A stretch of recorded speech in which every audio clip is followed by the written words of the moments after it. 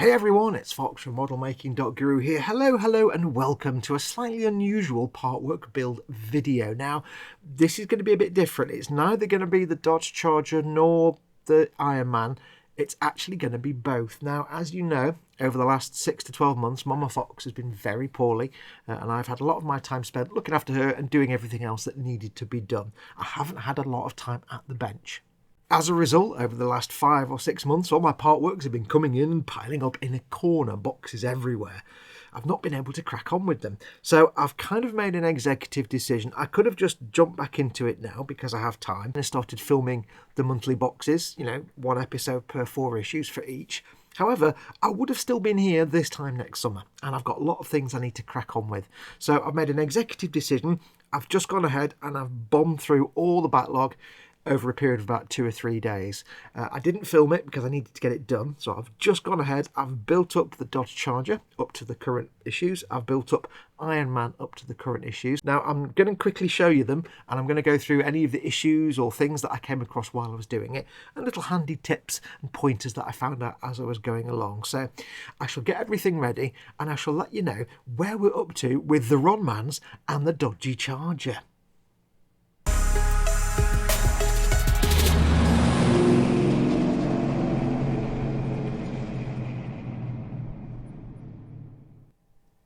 Okay, so no doubt, as you can tell, I might have done 1 or 2 bits on this. Just 1 or 2 bits on the Dodge. Yeah, I've done quite a lot. It's come quite a long way. I'll give you a little guided tour, tell you where I've got up to. There was a lot to cover in those issues, so we have come a long way. For the most part, it went together like a dream, no problems whatsoever. There's a couple of little things I'll point out to you in a minute. I'll go through the little bits where I had some issues and I had to pay attention and be careful and do some bits and bobs. But nothing major, nothing to worry about, but I'll go through that in a minute. But as you can see now, we've added a large chunk of the floor pan here. We've put the engine into the engine bay. We've built the bay up around it. We've got the radiator in. All the wires and cables are in there. It's looking pretty spanky.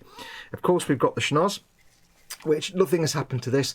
I just wanted to remind you how gorgeous that is. How can you not like the Dodge Charger? Oh, even people that hate cars love the Dodge Charger. If you don't like the Dodge Charger, what kind of cold-hearted human being are you? You're just not a human. You're something, but I don't know what you are. You're a monster. But yes, so here we go. This thing weighs a ton. The entire floor pan is metal, as is a lot of the structure on here. We've got the engine installed, everything in there nice and shiny, the radiator's in. The steering is now linked up so the wheels both turn together. Last time you saw this, I think I was fiddling with bits on the engine, but I've got to put it down slowly because it'll make a big clunking noise in the microphone. I'm going to take off the filter here, the air grabber, whatever you want to call it, the intake, the supercharger, that's the word I'm looking for. I don't know cars. I've added some hosing to that. That's been done. These are little metal pieces. They go together really well. And they're fairly stable. They're not going to come out at all. I do like that. So that's been done. I'll take that. I made a modification to this, by the way, so I'll tell you about that in a minute. You can see here it's all nice and shiny in there. All the cabling's been done. We've got the brake lines in.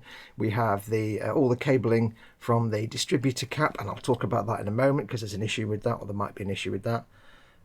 The battery cables are all in. We've got the radiator installed. I have, as is my tradition, put an Easter egg into this. I always put something on a model or a build that's like a little Easter egg. I'm not going to say what it is, I'm not going to say where it is, but it's now installed into this build forever. And if I ever sell this, somebody might find it one day, you never know. It's hidden away in a secret place. Just thought I'd say that. So that's been done. All that wiring cabling, well, the blue cables from the distributor cap, not as fiddly as you think, actually quite straightforward, but there was a hiccup with that. I'll talk about that in a minute. I will turn this puppy over. Ooh, it weighs, I weighed it on my rubbish scales and it comes out at about 2 kilograms now, just over 2 kilograms, about 2.25 I think. So it's pretty weighty. So you can see there, we've got the engine block is now fully installed. We've got the jointed steering, the steering rack is in there. We've got the engine and the transmission all in there, although this isn't connected to anything yet. We've got the exhaust system. That's quite easy to do, takes some finagling, but it gets in there. And that is all done in. So that is now looking fantastic. Notice these holes, by the way. I suspect we're going to have a soundboard in here that makes noises because so I think we might have a noisy sound thing coming on. Steering's in. Yeah, oh, that makes a big bang. I do apologise. And I'm knocking this thing's big, you know. It's not easy. I do apologise for the wobbliness. You can see here the steering column is in. That does turn the wheels. It's just hard to grab. You have to build the linkage for that, the whole little cog assembly. That's quite cool. So that has been done. Now, like I said, I have made some slight modifications to this, or I made one slight modification, and I learned some things along the way. So I'll move the camera and I'll explain to you the little bits that I had to do. Now, one thing that did stop me in my tracks right as I was getting started, that half of the gearbox shaft housing was completely deformed in the wrong shape. These are solid metal parts, so I can't rebend them or reshape them or anything like that. So I was like, oh, I can't do anything with that. So what I did was dead simple, contacted Fanhome, told them I had this part that was all wonky, not a problem at all. Within a week, they'd sent me a replacement issue. It was issue 11. So within a week, I'd had a replacement and I was able to crack on. So big, massive thanks to the guys at Fanhome. And if you do find yourself with a missing piece or a damaged piece or anything that's gone wrong, just give them a shout. These things happen from time to time in the manufacturing process. It's to be expected. Just give them a shout. They'll get a replacement on the way to you ASAP. Okay, so the first modification I did, and this is completely optional, I just did this because I knew this was going to be something I needed to sort out, and because I've already broken this thing once. It relates to the supercharger or the air grabber or whatever you want to call it. There will be situations where you need to remove this. Now, if you remember, this is held in place by 3 pins.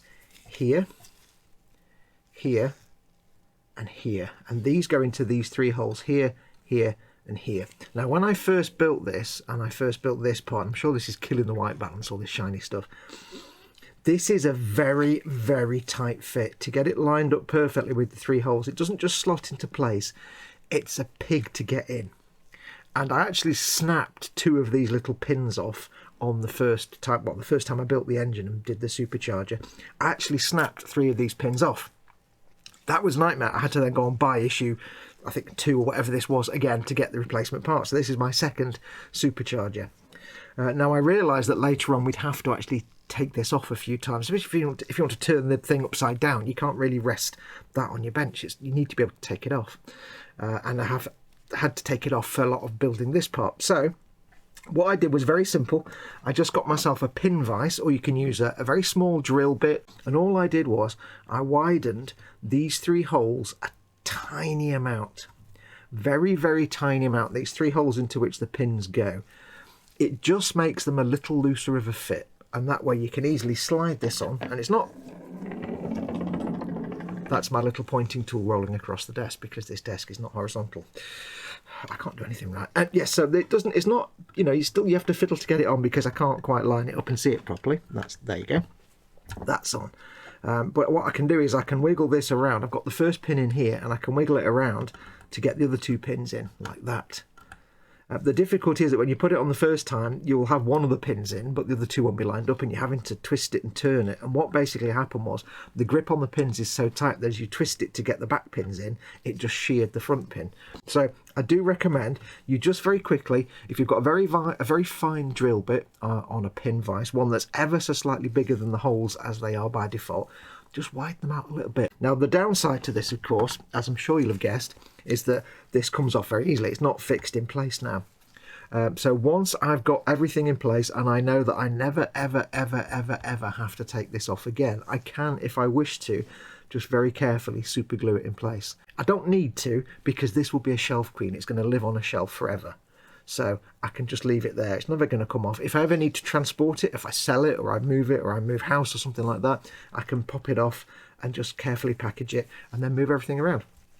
And I'm going to have to take it off again when we sort out the bonnet and everything else and the body shell because it goes around that. But it's just a handy tip. So do think about that. As time goes on, it'll be harder and harder to get backup copies of this issue that the Supercharger comes in. So I had to go on eBay and just buy another one. So I would recommend just do that. It's a very, very fine drill bit and a pin vise and just widen those holes. So there you go. That's the thing I had to do. Okay, the next little thing I want to advise you about is issue 26, and it's step 26.9 and 26.10. This has you take this little gold connector here and attach the 4 brake line or brake hoses to it and then install those into the engine bay. Now, It's kind of very, very fiddly, and there's one little thing I would probably suggest you do to make your life a bit easier. The idea is that you attach all the hoses to the connector here, and these are just hollow tubes, you just slide them on. They're the rubbery tubes, similar to the spark leads, the HT leads. And you mount them onto that piece of plastic like that, and then you attach them here. And you slide this in, and it attaches to the chassis, which is there. I don't know if you can barely see this gold thing just about there. It attaches to this piece of the chassis, this bar, this, what do you call it? I can't think of the word. This bit of the chassis. My brain's gone. So you attach it there like that. And there's a little peg that sticks out of the chassis, and this just, it's got a hole in the middle, and it just plonks onto it, all happy. Then you feed the cables through and attach them to the little parts they attach to. Sounds really easy. No, it's really, really fiddly. And if you do it exactly the way it says in here, you'll be pulling your hair out. I made the mistake of doing this on a live stream. There was much swearing. My suggestion to you is to make life easier, first and foremost, when you attach these hoses, attach them with a tiny touch of super glue, CA glue, cyanoacrylate glue. Put a tiny touch of CA glue on the peg where the tube goes in, and then just apply the tube, stick the tube straight on. I'll probably do a practice fit a couple of times before you put the glue on, just to make sure you got the hang of it. Now do take note, these three are all the same length, and that one is the long one. So make sure you get the right tube on the right peg. So these are all three the same length, and that one is the long one. Once these tubes are on, if you super glue them on, give them a minute to cure, then when you're feeding them all through here, they won't pop off this connector. Because I got this in the first time. I put all the cables on, got this, put it in place, put it there where it goes, no problem, started feeding the cables through, they all popped off. So I had to take it off the chassis again and try and remount it. So first thing to do, just very tiny, get a cocktail stick and the tiniest blob of CA glue and just touch it to the little peg, and then just slide the tube on. You need it, or if you want to be extra careful, put the tube on first and then just touch some CA glue to where the tube meets the peg. That might be a bit better, that way you can guarantee you get the tube on, but either way you prefer, do it that way. Now the other thing I would suggest, this tells you to slide this piece in from underneath. So you go under here, you feed all the cables through, and then you push the gold piece in, and then you push it against the chassis and it's in. Then you turn this over, you pull all the cables out. Don't do that. My suggestion to you, and this is just to make your life easier, this piece won't be here, this engine bay wall. So all you do is, I would have all the cables in your hand and feed the gold piece down from above, then turn it over, so you get it all threaded through, turn it over, and then get your tweezers, which you get with this issue, pull it up a little bit, and then just get the tweezers and push this against the side of the chassis there. Ping, there you go, that's in place. Your cables are already sticking out the top, and you can turn it over, go back into the engine bay, and start hooking them in where they need to go. If you do it from this side and from underneath and you feed it through, you can get the gold piece on, but then you've got to feed all the cables through, and it's just a pain. It doesn't actually show you in the magazine where to feed them through. I found it was easiest to feed them through, it's hard to see because it's all black, but feed them through this gap here, so they come out behind the wheel and the suspension. You can see one of them there. Feed them out through that gap and into the engine bay, and then you can start feeding them around. That's my handy tip. First of all, glue the cables to the little adapter and then feed it from above and down, not from underneath. Just trust me, there was a lot of swearing. Many words were said. I don't know, it's the fiddliest bit I've had to do so far. It might be the most fiddly bit, and there might be easy sailing from here, but just thought you'd let you know. But definitely glue the cables to that bit first, otherwise you will just lose the will to live. Okay, my next bit of advice is really quick and really simple, and it's more just to do this and you'll be happier. In issue 18, you're assembling the exhaust manifold, and you have to glue the exhaust tubes to this cross member here. It says to screw these on. My simple advice here is don't tighten these all the way. It's a bit fiddly getting these on, but it's not too bad. But don't tighten these all the way. Just screw them in so they're in place, but you can still spin them around for just a couple of turns so they're all loose and floppy. And then when you get to stage 18.4, when you've got to attach this piece, get that all lined up, get this piece on, and then go and tighten all these screws. You need these to be rotatable and freely moving to line them up to fit into this bit here. So get them all on, get them loosely screwed in, get them lined up, attach them into this, and then once that's on there and these are all lined up, tighten these screws. Do pay attention as well to the order of these, because it's easy to get them in the wrong order. But tighten these screws after you've attached that. What's next? Okay, the last little thing I wanted to point out is more of a bit of a weirdness, but I think one that's resolved later on. Now, this may not affect everybody. I have asked around and I've done some research. I know, for example, that Chris over at Gross Models, who's also doing this build, he didn't have this problem, but I did, and I've seen other people with this thing, so I don't know what this is.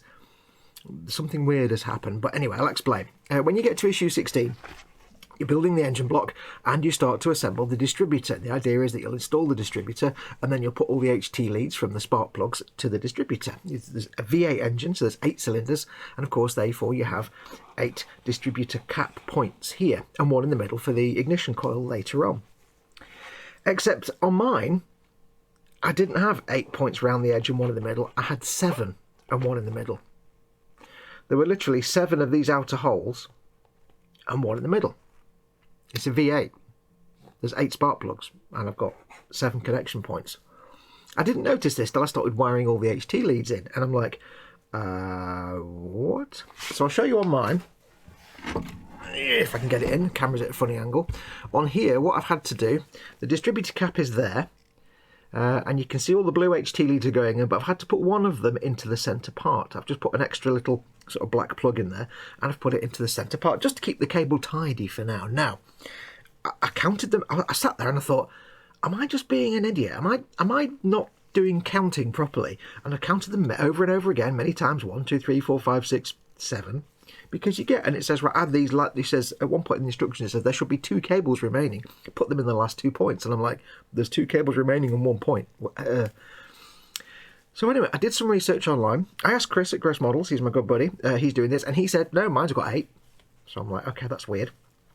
I asked online, and I found a couple of places online where people had mentioned this same problem.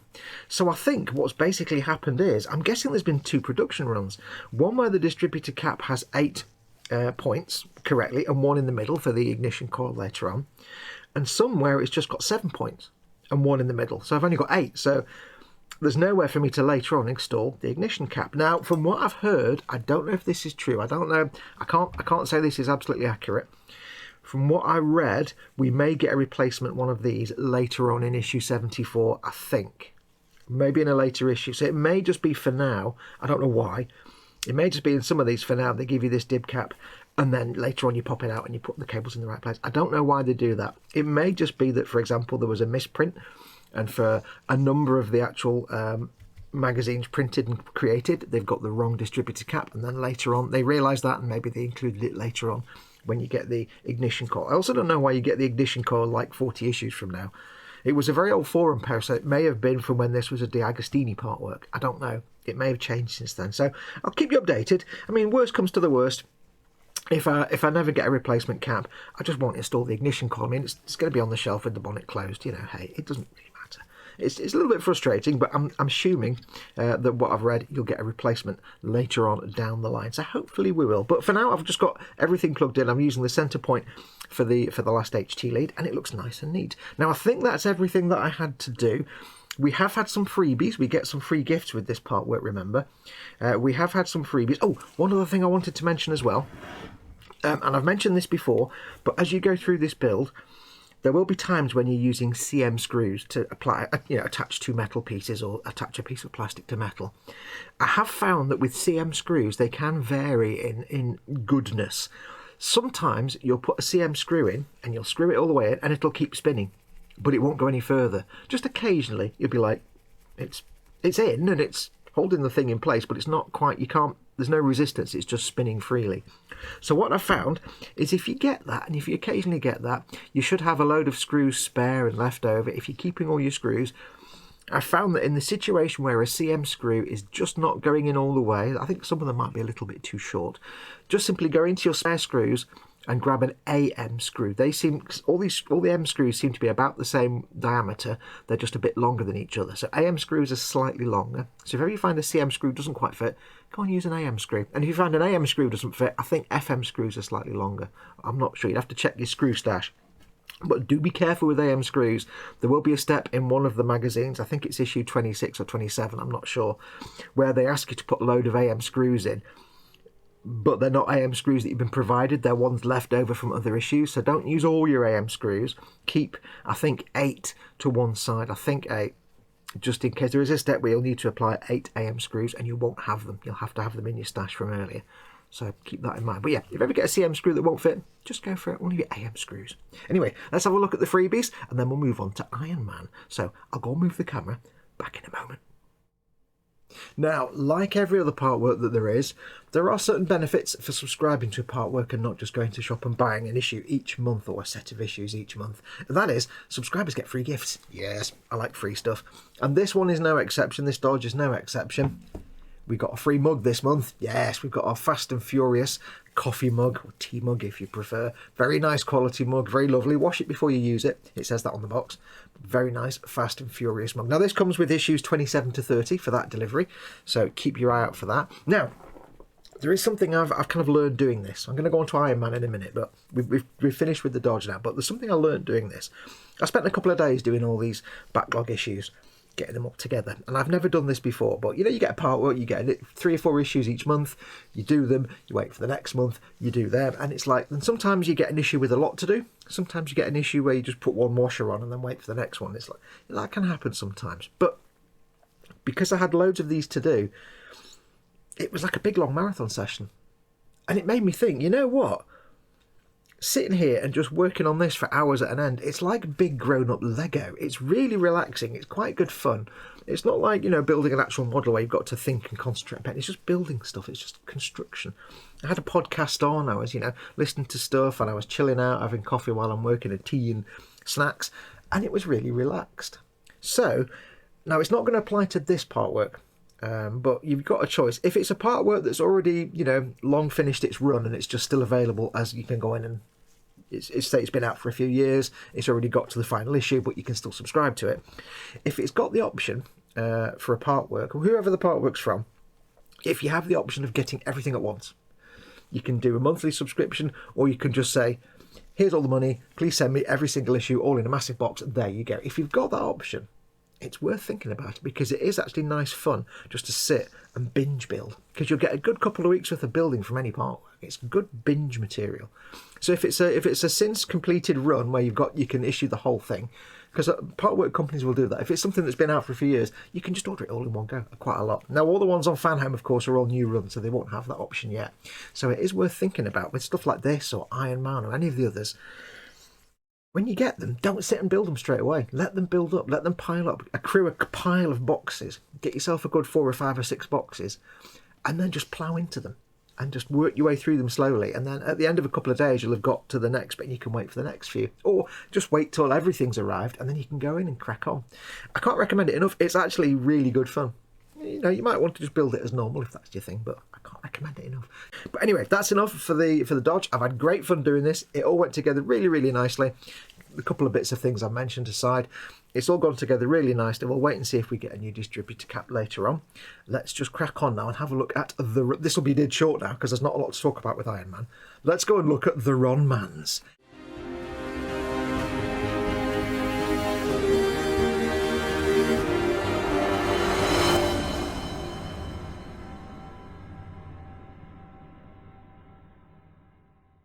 Okay, now this will only be a short bit, but as you can see, this is where we're up to with the Iron Man. Yes, or as me and Chris at Gross Models call him, Ron Mans. Looks like some kind of weird, dark, futuristic morgue table. Maybe Iron Man's been blown up and this is what's left.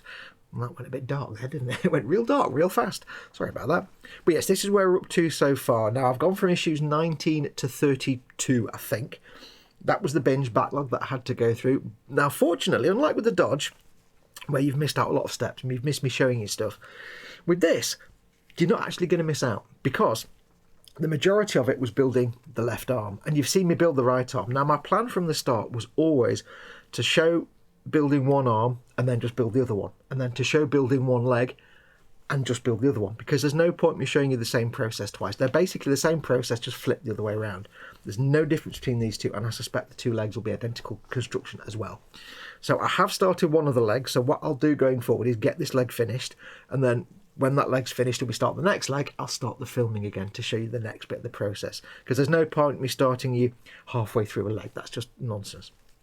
So there'll be a few more issues where I just get this leg finished, and then I assume we'll get the next leg after that. So stay tuned for that. But as I say, you've not missed a great deal. We did an arm and a bit of a leg. I will say, more than with the Dodge, there's a fair bit of, how can I put this, padding with these magazines, with this Iron Man. A little bit here and there that I've noticed. Like, for example, the knee is, I think it's like 3 or 4 different issues, 2 or 3 issues, just to build the knee joint. One of them is literally get 2 plastic washers and put them on top of 2 rods, and that's it.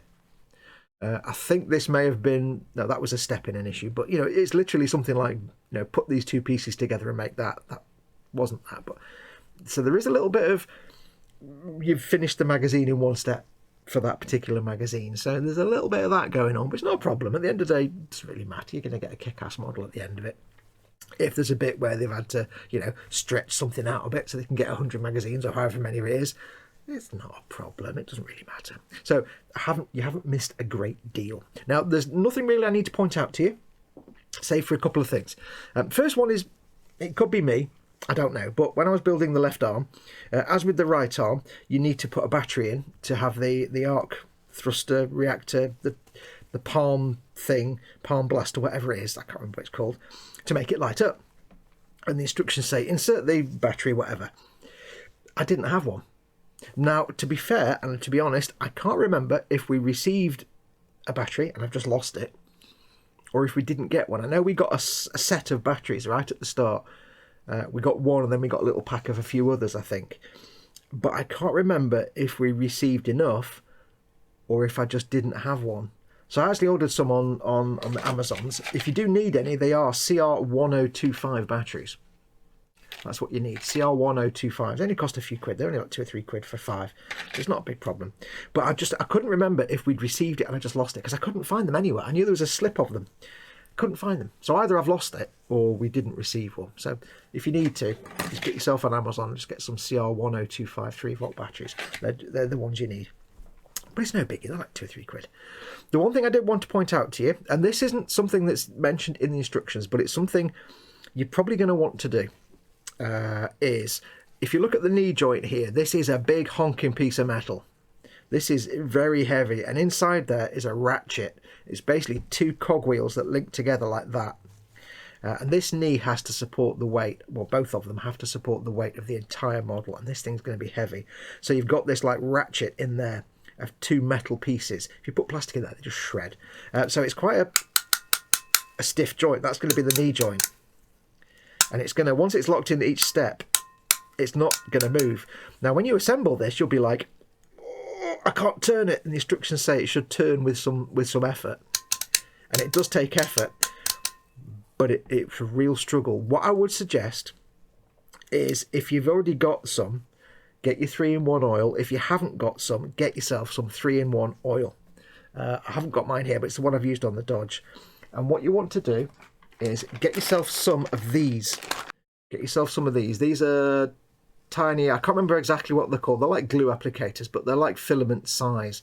And I've got my little metal pot of 3-in-1 oil with a sort of nozzle on the top, and I just stick that on the nozzle. And all I did was, once I'd assembled it, because you don't want to get oil everywhere, it's going to get messy, so assemble everything first, get your pot of oil, and get one of these little applicators, stick it on the end of the oil nozzle, and all you do is just squidge out a tiny amount into that, do it on camera there, a tiny amount into that joint, and then give it a second, turn it all the other way, and if you can get it in there, do another tiny joint, a dot just in there, the tiniest amount. This is why you need this tiniest amount in there, and then just sit there for a second and just work it back and forth. And what you'll do is you'll lubricate that joint enough that it moves easily, but enough that it's going to stay in place without a lot of force. I still have to force it, but it's not just impossible to move. So that's my advice. Get yourself some 3-in-1. Get yourself some of these. They're like 50p on Amazon, these little tiny, I don't know what they're called, little applicators, and just apply the tiniest molecule of oil to that joint. Don't do it when you're building it, because if you do it when you're building it, it's going to run everywhere and you'll just make a mess. It's very easy when you get those tins of oil, it's like you don't want that. You want the tiniest amount just to lubricate that. You don't want oil going everywhere and dripping out and making a mess. So I would recommend strongly that you lubricate that. I suppose you could use some kind of grease if you've got any sort of like joint grease or mechanical lubricant grease. That would probably do as well. Or you do that when you're assembling it in that case. But you want a little bit just so that it's not going to move, but if you want it to move, it will.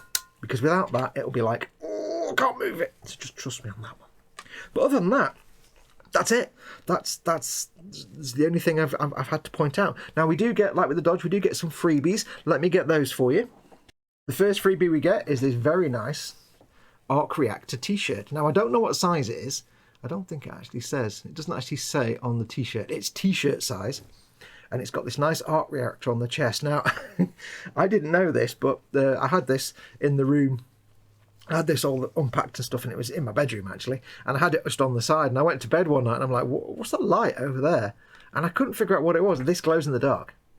So I'm like, there's some kind of weird spider-shaped light in the corner of my room, and it was driving me nuts. So I turned it on. I'm like, oh, it's the t-shirt. So, yeah, so we get this very nice arc reactor t-shirt. That comes with issues 27 to 30. And with issues 14 to 22, we get this rather spectacular Iron Man baseball cap. There you go. So that can go into my collection of hats. I'm sure I can probably wear that on an e-model show at some point, because I wear my hats on e-model show. So you get a rather nice baseball cap. Now, like I say, with the t-shirt, I don't know what size the t-shirt is, so I can't advise you on that. You just get a t-shirt. So it's t-shirt size.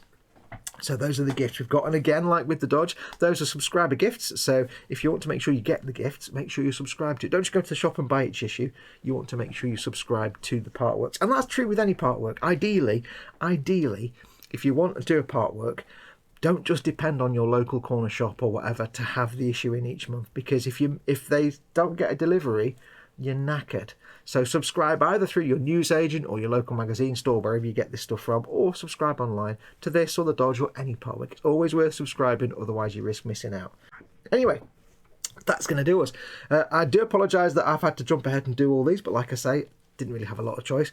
But like I say, you've not missed much on here, and I've pointed out the bits to watch for on the Dodge. So with Iron Man, I'll get the leg finished, and then when you next see us, we'll have this leg done, and we'll hopefully be starting on the next leg. So it might be a little while before you see more Iron Man, but stay tuned.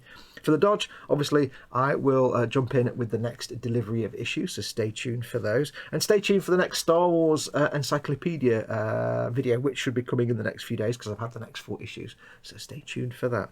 Until then, though, a big, massive thank you, as always, to the guys at Fanhome for making all of this possible. They have supplied these to me at no cost, so it's very kind of them to do that. Everything I've expressed in this video is my own opinion. They have no creative input into this process. So there you go. But yes, thank you very much. Don't forget, of course, if you'd like to support this channel, you can go to patreon.com/modelmakingguru and become a channel patron, or you can click the join button underneath any one of my videos and become a channel member. Either way, you're supporting this channel, you're keeping it alive, you're literally paying my bills and putting food on the table. This is what I do for a living. And you're also getting access to cool free stuff. Members get access to emojis, and members and patrons, that's in YouTube chat, and members and patrons get access to the live 24/7 Zoom Hangout and the live 24/7 Zoom Hangout Facebook chat. That's a lot of words. Anyway, that's going to do me. Thank you very much for watching. Stay tuned for more Dodge coming up soon, more Star Wars books, and hopefully this week I'll be working on my T62A tank for emodels.co.uk, so stay tuned for that. Until then, take care of yourselves. Go make something awesome, like this. Go be awesome. And I'll say, adios amoebas. I don't know if you hear it. My glove's making that little weird farty noise again. Weird.